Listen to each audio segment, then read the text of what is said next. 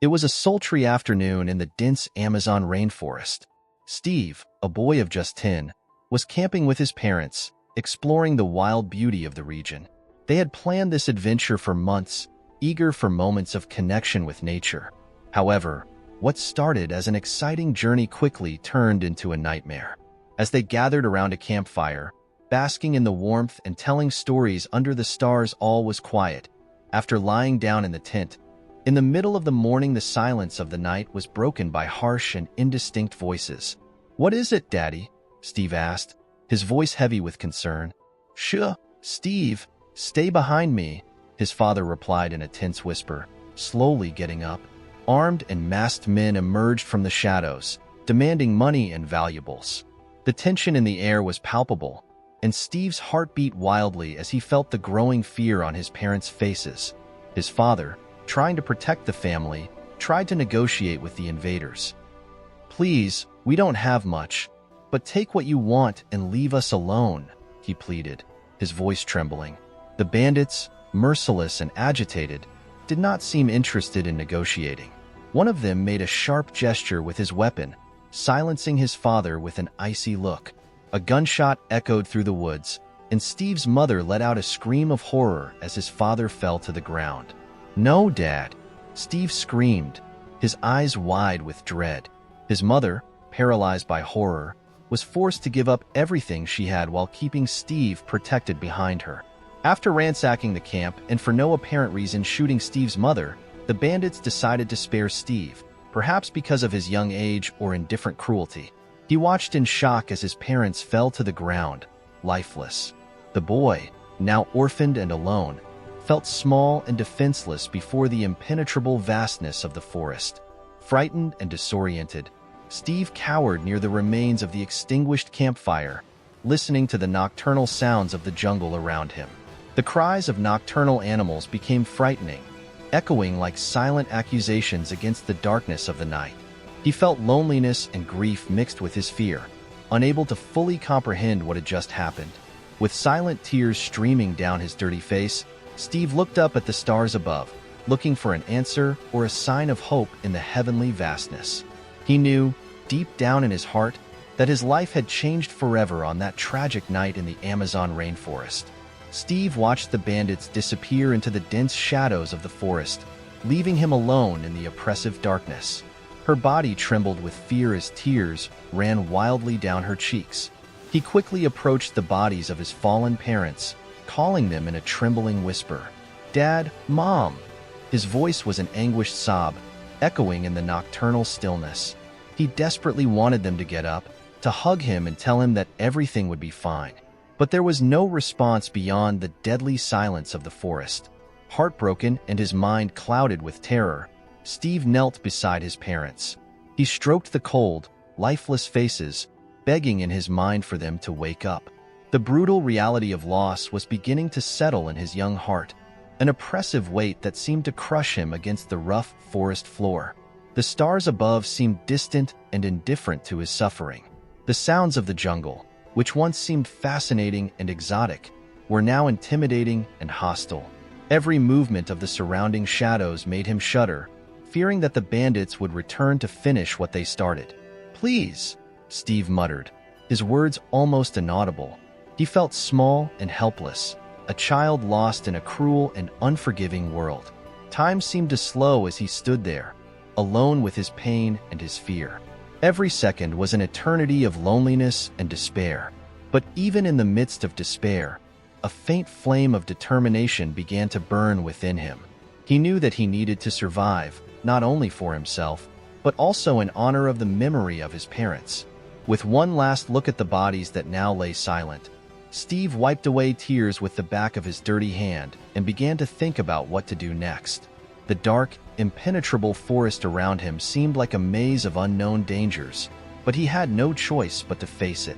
And so, with heavy hearts and hesitant steps, Steve began his lonely journey through the Amazon rainforest, determined to find a path to safety and, perhaps one day, understand why all that tragedy happened. A week before the trip, Steve's house was bustling with preparations. His parents, John and Laura, meticulously organized the supplies needed for the adventure in the Amazon rainforest. Steve, his eyes bright with excitement, helped excitedly, packing up his clothes and some toys he wanted to take with him. "It's going to be amazing, Steve. We will see wild animals, swim in clean rivers and sleep under the stars," said John, smiling as he folded a compact tent. Steve nodded enthusiastically. He always loved the stories his father told about his own adventures in nature when he was young. Now, it was your turn to create your own memories. On the eve of departure, the house was filled with the pleasant smell of food being prepared for the trip. Laura was busy cooking meals that could be heated quickly in the woods, while John checked for the 100th time that all the equipment was up and running. "Are you ready, guys?" John asked, excited. "Yes. Let's make this a trip Steve will never forget," Laura replied, looking at her son tenderly. That night, Steve could barely sleep due to excitement. He imagined the adventures he would have in the Amazon rainforest, hunting curious insects, finding colorful birds, and maybe even seeing a jaguar in the distance. He couldn't wait to tell his own stories when he returned home. The next morning, the car loaded with equipment set off towards the forest, taking with it the promise of days full of discoveries and unforgettable family moments. Steve stared out the window, his heart full of expectation and joy, as the road led them into the unknown. The flight to Brazil was an exciting journey for Steve and his parents. The boy looked out the windows of the plane, marveling at the clouds below them and looking forward to landing in a completely new place. John and Laura shared their excitement, discussing plans for the trip as the plane made its approach for landing in Manaus. As they disembarked, the warm humidity and vibrant city air enveloped them. Steve looked around, absorbing every new detail with eyes shining with admiration. The bright colors of local costumes, the exotic sounds of the Portuguese language, and the tantalizing aroma of street food filled his senses. Settled into a comfortable hotel in Manaus, Steve couldn't wait to explore the city. Tours of the local markets, filled with vibrant tropical fruits and colorful handicrafts, were a real feast for their prying eyes. He experimented with new flavors, such as ice-cold acai and fresh kabocha juice, while his parents watched with tender smiles. At night, they strolled along the Black River, marveling at the vastness of the dark waters that reflected the lights of the city. Steve was fascinated by the unique fauna and flora they would encounter over the next few days in the Amazon rainforest. Every moment was a potential adventure, full of promise of exciting discoveries and experiences. That night, as they returned to the hotel, Steve lay in bed with a heart full of gratitude and excitement. He knew the real adventure was about to begin, and nothing could stop his eagerness to explore the tropical jungle that stretched beyond the shores of the pulsating city of Manaus. "Tomorrow we'll go camping in the woods," Steve's mother said, as the boy smiled excitedly. The idea of sleeping under the stars and exploring the wilderness filled him with enthusiasm. "I'm ready," Steve replied, his eyes shining with the excitement of a boy who couldn't wait to start the adventure. John and Laura exchanged an accomplice look, both sharing Steve's enthusiasm but also aware of the challenges they could face in the Amazon rainforest. Later that day, while exploring the local market, one of the hotel receptionists warned them of the dangers in the forest. He explained that in addition to the wild animals and poisonous plants, there were also traffickers and bandits who traffic through certain areas of the jungle. "It's important to stay vigilant and avoid remote and unfamiliar areas," the receptionist said earnestly. "Most visitors do not face problems, but it is better to be safe than sorry." Steve looked at his parents, a little worried about the new information. He knew that the forest was vast and full of mysteries, but now he understood that it could also be dangerous. "We're going to be careful," Laura said, reassuring him. "We're in this together and we're going to follow all safety guidelines." That evening, while having dinner at the hotel, they talked about what the camp would be like and reviewed the plans. John explained the routes they planned to follow and the safe camping spots they had been recommended.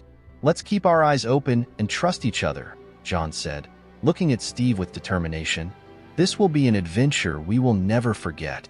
Steve nodded, feeling more prepared now that he was aware of the possible dangers. He was ready to take on the challenge and explore the Amazon rainforest alongside his parents, confident that together they could overcome any obstacle they encountered. The next day, Steve woke up with a mixture of nervousness and excitement. The sun had not yet risen when the family prepared to leave for the Amazon rainforest. Dressed in light clothing and carrying backpacks full of essential supplies, they made their way to the pier where a boat awaited them. Steve could barely contain his excitement as the boat cut through the dark waters of the Black River. The cool morning wind swayed her hair and brought with it the unique aroma of the wet forest. He watched the banks covered with lush vegetation that seemed to unfold before his curious eyes. "Look at that, Dad. And that colorful bird over there?" exclaimed Steve, pointing to a toucan flying over the treetops. John smiled, sharing his son's enthusiasm. "It's amazing, isn't it? We will see many wonderful things like this in the forest." Laura watched everything with a mixture of admiration and caution, making sure they were attentive to the boatman's guidance on safe paths down the river.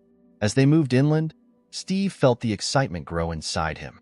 The forest stretched on both sides, a green ocean of life and mystery that invited him to explore every inch. He imagined the animals they might encounter, the sounds of the jungle at night, and the stories they would tell when they returned home. After a few hours of quiet navigation, they arrived at the place where they were going to camp. A clearing by the river, surrounded by tall trees and cool shadows, was chosen as the perfect place to set up camp. Steve enthusiastically helped unload the backpacks and set up the tent with his father. Every move was an exciting part of this adventure that was just beginning. "Okay, it's done," exclaimed Steve, admiring the tent they set up together. "Great job, son," John said, running his hand through Steve's hair proudly. As the sun set over the forest, Steve felt enveloped by the tranquility and beauty of nature around him. He knew the night would bring new sounds and experiences, and he was eager to live them to the fullest. That night, after setting up camp, Steve and his parents decided to build a campfire. They gathered dried sticks and fallen leaves to light the fire, while twilight turned the sky into shades of orange and pink over the forest. "It's going to be an amazing night," exclaimed Steve, helping to arrange the pieces of firewood. With the fire crackling and the comforting warmth spreading around, John began roasting sausages over the flames, while Laura wrapped potatoes in foil to place on the coals.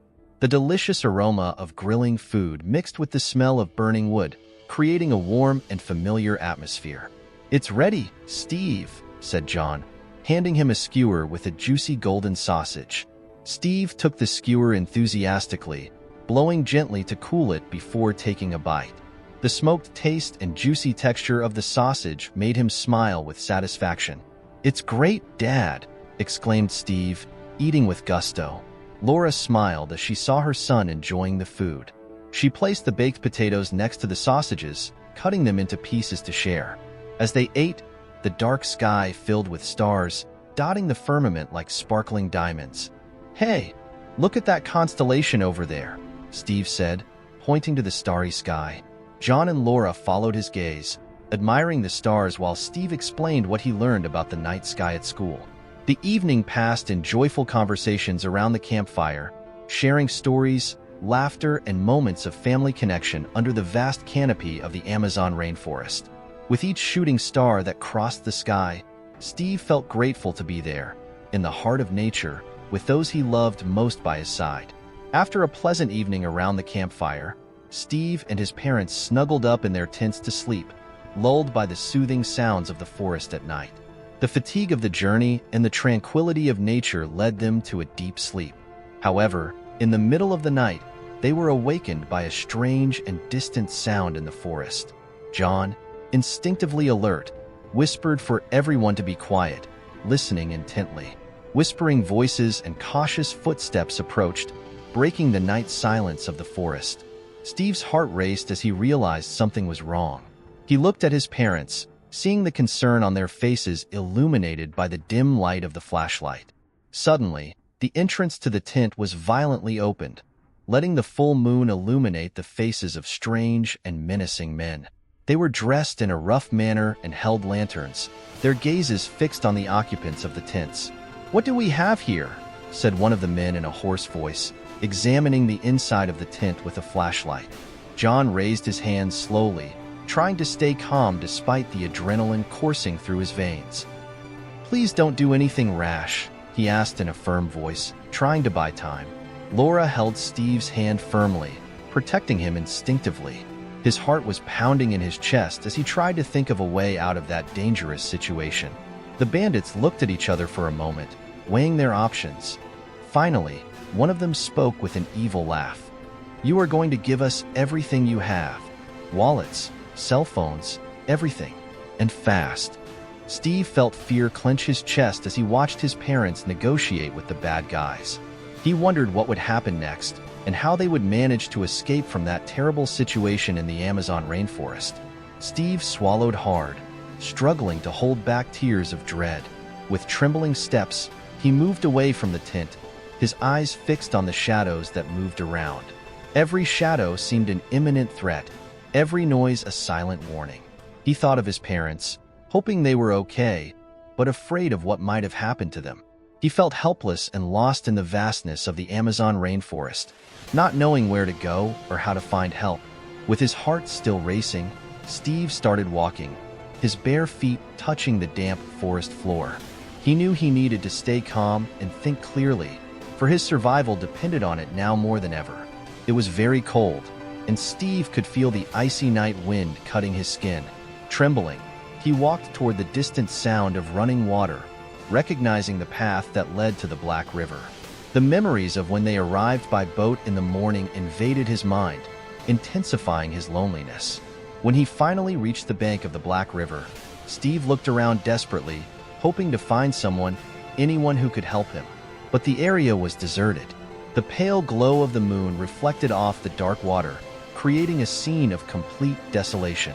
With a clenched heart and breathless breath, Steve collapsed to his knees on the riverbank. Tears streamed down her face, mixing with the earth in her hands. He began to cry, sobbing in a desperate wail. "Please, someone help me," he shouted, his voice echoing through the emptiness of the night. "Mom, Dad, where are you?" Silence answered his call, amplifying his fear and despair. He felt the cold moisture of the soil under his knees and heard the constant rustle of the river current. Everything around him seemed bleak and hopeless. Steve hugged himself, trying to find some comfort in the midst of so much chaos. The feeling of abandonment was overwhelming, and he wondered how he could survive alone in the vastness of the Amazon rainforest. For a moment, she let herself be enveloped by sadness, crying for her parents and fear of the unknown. The forest around him, which once seemed full of adventure, had now turned into a frightening and unforgiving place. But he knew he couldn't stay there forever. He needed to find a way to survive, to stay safe until he found help. Wiping away tears with the sleeve of his dirty shirt, Steve took a deep breath and looked out at the vastness of the river. He knew he would need to be strong, use all the skills he had, and learn to trust himself to overcome that challenge. The journey would be long and difficult, but he was determined to find a way to survive and hopefully find help. Scared and aimless, Steve began to walk into the forest, each step uncertain and hesitant. Darkness enveloped him, and dense vegetation made it difficult to see far ahead. He could hear the sounds of the forest, the rustle of leaves, the distant croak of night birds, and the hum of insects, all seeming more menacing now. With his heart still racing, Steve felt a frightening presence around him. The feeling of being watched grew, and he began to hear whispering voices in the distance. His mind, confused and tormented by fear, could not distinguish whether the voices were real or just the fruit of his imagination. "Who's there?" he muttered, looking around with wide eyes, trying to see through the darkness. The shadows seemed to move menacingly, and the boy felt the growing fear turning into an almost intoxicating torpor. He stumbled over fallen roots and branches, his body struggling to stay upright as fear gripped his chest. Suddenly, a closer sound made Steve suddenly stop. He turned around, hoping to see someone or something, his eyes fixed on a dark spot among the trees, trying to decipher what was there. "What is it?" he whispered to himself, dread permeating his voice. But the forest responded only with silence, interrupted by indistinct noises that made his imagination run wild. Steve began to walk faster, almost running, his body moving automatically in an attempt to escape the terror that pursued him. The voices seemed louder now, indistinguishable whispers that echoed in his mind. He couldn't think clearly. Each step became harder as his heart pounded in his chest. "Please leave me alone," he shouted, his voice broken by fear and fatigue.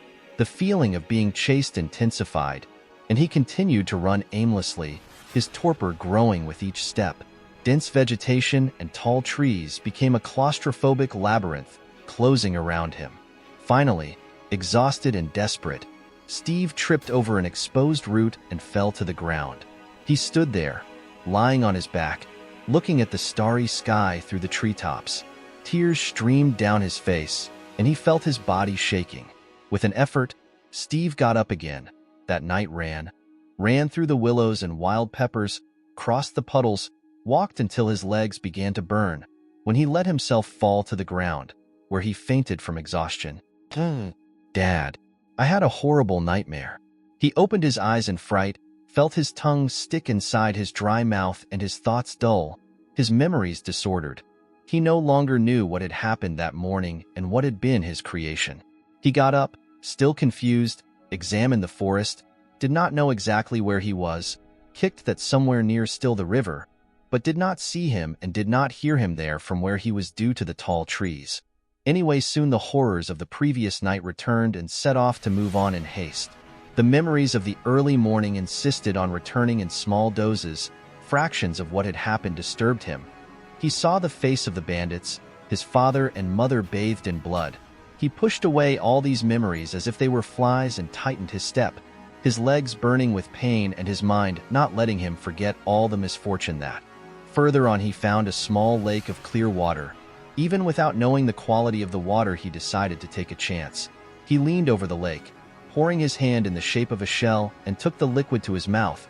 He also took the opportunity to wash his face that seemed to burn. He felt as if sudden hot flashes ran through his body, giving him chills and causing spasms.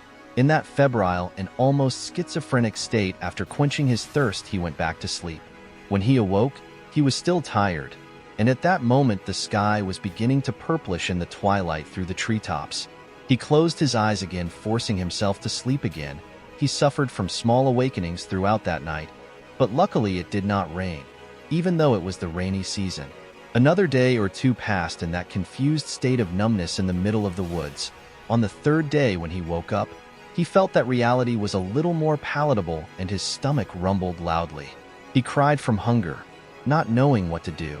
Hungry and completely disoriented, Steve felt his stomach ache and his mind falter. With each step, weakness consumed him, making it harder to continue. Finally, he stopped, unable to hold back the tears that ran down his dirty face. With a sob, he began to cry loudly, desperate and lonely. Suddenly, a noise in the forest interrupted their wailing. Frightened, he looked around, his eyes wide with fear. The noise approached, leaves moving and branches breaking under light footsteps. "Who's there?" Steve shouted, his voice shaking. From the middle of the vegetation, a small Indian appeared, emerging from the bush with graceful and calm movements.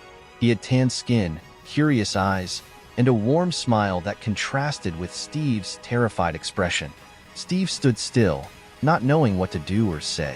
The little Indian continued to smile, his presence conveying an unexpected calm. "Hi," said the little Indian in a light but clear accent. "Are you lost?" Steve tried to answer, but the words didn't come out. He just nodded his head, tears still streaming down his face. The little Indian approached slowly, raising his hands to show that he had no hostile intentions. "My name is Tattoo," he said, still smiling. "I will help you." Steve felt a mixture of relief and distrust. "Me? My parents?" he began, but the words were lost in tears. Tattoo nodded understandingly. "I understand. Come on, let's find a safe place and some food." Without thinking twice, Steve followed Tattoo, trusting the kindness he saw in the boy's eyes. They walked through the woods, Armadillo moving with a familiarity that impressed Steve. The vegetation looked less threatening with Armadillo by his side. After a few minutes, they came to a small clearing where there were several rustic huts made of wood and leaves. Armadillo picked some fruit from a nearby tree, and handed it to Steve. "Eat, it will give you strength," he said, as Steve picked up the fruit with trembling hands. "Thank you, Armadillo," Steve murmured, feeling the sweet taste of the fruits filling his mouth and calming his stomach. Armadillo nodded. "You are safe here. We will take care of you." Tattoo, realizing the fragility and state of Steve, decided that he needed help. He called for some of the tribe's adults with a loud, clear voice that echoed through the clearing. "Come, I found a lost boy," Tattoo shouted, holding Steve's arm gently so that he wouldn't feel even more scared. Shortly after, several adults emerged from the vegetation, walking quickly towards the boys. They were members of the Armadillo tribe, with serious and curious faces. Steve shrugged, feeling intimidated by the number of strangers. A woman with a kind face and gentle eyes approached. It was Tattoo's mother, named Yara. She knelt next to Steve, looking him in the eyes with a soft expression. "Hello, little one," Yara said in a calm, comforting voice. "You are safe now. My name is Yara. We will take care of you." Steve looked at Yara, his eyes still full of tears, but feeling a little relief to hear the kindness in her voice. I'm scared," he confessed, his voice shaking. Yara nodded, gently stroking Steve's hair. "I know, honey. You've been through something very scary, but we're here to help. You are no longer alone." The other tribesmen watched carefully, some bringing blankets and food for the boy. An older man, probably the leader of the tribe, approached Armadillo. "Tattoo, you did well to bring the boy to us," he said with a nod of approval. "We will make sure he is safe and well cared for." Tattoo smiled proudly, as Steve felt the tension in his shoulders begin to ease. Yara, still next to him, offered some more fruit and a hot drink made from local herbs. "Eat slowly, and then you can rest," she said. "We will find out more about what happened and help you find your way back." Steve, feeling more and more comforted by the presence of Yara and the others, began to eat. Each piece of fruit and sip of the hot drink seemed to invigorate his strength and lessen his fear. After some time, Yara wrapped him in a soft blanket and took him to a cozy corner of the clearing where he could rest. Steve lay down, fatigue finally overpowering his body as his eyes closed. Before falling asleep completely, he looked at Yara and muttered, "Thank you, Yara. Thank you, Tattoo." Yara smiled and nodded. "Sleep well, little one. We are here for you." With these reassuring words, Steve finally succumbed to sleep, knowing that in spite of everything, he had found a safe place and people who would take care of him. Steve's dream was eventful, filled with confused and painful images of his parents. He saw them smiling, but soon their expressions turned into masks of fear and pain. He tried to catch up with them, but they drifted further and further away, until they completely disappeared into the darkness. Steve woke up with a start, his heart pounding and his body covered in cold sweat. He sat up quickly, trying to get his bearings, but the feeling of loss and despair overwhelmed him. Yara, who was nearby, noticed the abrupt movement and approached, sitting next to him. "Steve, are you okay?" she asked in her soft, comforting voice. Steve looked at Yara, his eyes still full of tears. The reality of what had happened returned in full force, and he began to cry again, the sobs escaping from his throat. "My parents, they were killed," he said between sobs. Yara put her hand on Steve's shoulder, offering him comfort. "I'm so sad to hear that, Steve," she said truthfully. "Do you want to tell me what happened?" Steve nodded, feeling an urgent need to share his pain. "We were camping in the woods. We were happy, making a fire and baking sausages and potatoes. Then, in the middle of the night, we woke up to noises. My father told us to be quiet, but the bad guys, they came into our tent. They killed my parents and left me alone." As Steve spoke, his voice trembled and the hiccups made it difficult to continue. Yara listened carefully, her expression full of compassion. "Steve, you were very brave," she said gently. "No child should have to go through something so terrible. I'm so sorry for your loss." After Steve finally fell asleep again, Yara carefully got up, making sure that the boy was comfortable and safe. She knew she needed to inform the chief about what had happened. With determined steps, she made her way to the large hut in the center of the clearing. where the chief and other elders of the tribe used to gather. "Chief Anaru," Yara said as she entered the hut, her voice low but urgent. "We need to talk." The Anaru chieftain raised his eyes, noticing the seriousness on Yara's face. He motioned for her to come over and sit next to him. "What happened, Yara?" he asked, in his deep, quiet voice. Yara took a deep breath before starting. "The boy Armadillo found Steve." He recounted that his parents were killed by bandits while camping in the woods. He was very scared and alone when Tattoo found him. The Anaru chieftain's face became grave. "This is terrible," he said, looking at the other elders present. "We need to act quickly." Anaru gestured to one of the tribesmen, Kaiman, who was standing nearby. "Kaiman, gather some men and search the area where the boy was found. We need to find the bodies and any signs of the bandits." Kaiman nodded and immediately left to carry out the orders of the chieftain. Anaru then turned to another man, Yuri, who was known for his ability to communicate with the nearby city. "Yuri, we need to warn the police about what happened. Go to the city and inform them immediately." Yuri agreed and left the hut, determined to reach the city as soon as possible. Yara felt relieved to see that the chieftain was acting quickly to deal with the situation. "Yara," Anaru said, turning to her, "take care of the boy. He will need a lot of support and comfort in the coming days." Yara nodded, grateful for the chieftain's confidence. "I will do my best, Chief Anaru. He's been through so much." While the tribesmen were preparing for the search and the trip to the city, Yara returned to the clearing where Steve was sleeping. She sat next to him, watching him with a tender, protective gaze. After a full day of searching, the tribesmen finally arrived at the campsite. Shadows were beginning to lengthen in the forest, but daylight was still enough to reveal the scene Steve had described. As they approached, they saw some police officers examining the area. The faces of the tribesmen reflected the gravity of the situation, but also a quiet determination to help. Kaiman led the group to where the policemen were gathered. One of the policemen, a tall man with short hair and a tired countenance, turned as he heard the tribesmen approach. He nodded in recognition and introduced himself. "I'm Sergeant Oliveira. Are you from the tribe near here?" Kaiman nodded. "Yes, I am Kaiman. We're here to help. We found a boy lost in the woods. He told us about the attack on his parents." Sergeant Oliveira sighed, clearly relieved and at the same time worried. Fishermen found the tent and realized something was wrong. They called the police, and we identified the victims. We started searching for the boy. It's a relief to know he's safe. Kaiman looked around, observing the tragic scene. "He is in our village, safe. He's very shaken up, but in good hands." Another policeman, a woman with a notebook in her hand, approached. "We need to take the boy to the city and inform him about the situation. Can you lead us to him?"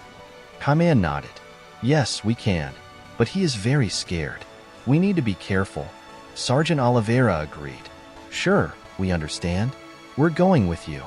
The tribesmen guided the policemen back through the forest. Along the way, Kaiman and the other men explained how Tattoo had found Steve and how he was being cared for by Yara and other tribesmen. When they reached the village, it was already night. The stars shone in the clear sky, and the small clearing was lit by several bonfires.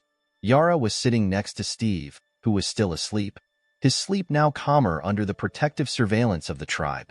Sergeant Oliveira and the police officer approached silently. Yara stood up to greet them, her face reflecting maternal concern. "He's asleep," she said quietly. "He's very tired and scared." Sergeant Oliveira nodded. "We need to get him to the city. We have to inform him about the situation and find a safe place for him." Yara looked at Steve tenderly. "He's been through so much. Please be kind to him." The police officer approached, looking at the sleeping boy. "We will do everything we can to make sure he is well cared for." Yara woke Steve carefully. He blinked, confused and still sleepy, but at the sight of the policeman, his eyes widened with fear. Yara held his hand, offering him comfort. "Steve, these are cops," she said softly. "They will take you to the city. You will be safe with them." Steve looked at Yara, his eyes full of questions and fear. "And you? And Armadillo?" Yara smiled, shaking his hand. "We will be here. You will always be welcome in our tribe. But now, you need to go with them."